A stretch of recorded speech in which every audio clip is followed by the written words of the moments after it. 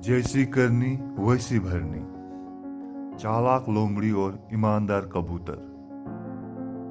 एक घने जंगल में एक चालाक लोमड़ी रहती थी।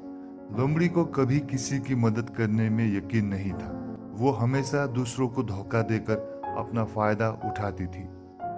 एक दिन लोमड़ी को बहुत तेज बारिश हो गई। वो भीग चुकी थी और भूखी भी थी।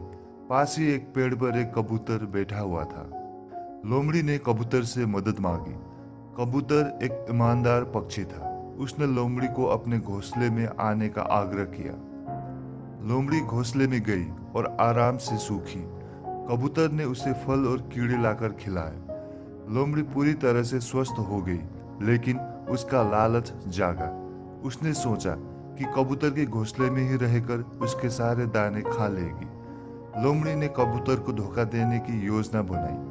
उसने कबूतर से कहा कि वो बीमार है और उड़ नहीं सकती। कबूतर ने उस पर विश्वास कर लिया और दूर दूर से उसके लिए भोजन लाने लगा। एक दिन जंगल से एक शेर गुजरा। उसने देखा कि कबूतर बार बार एक ही पेड़ पर जाता है। शेर पेड़ के नीचे छिप गया और कबूतर के आने का इंतजार करने लगा। जब कबूतर भोजन लेने आया तो शेर ने उस पर हमला कर दिया। कबूतर भागने लगा, लेकिन शेर ने उसे पकड़ लिया।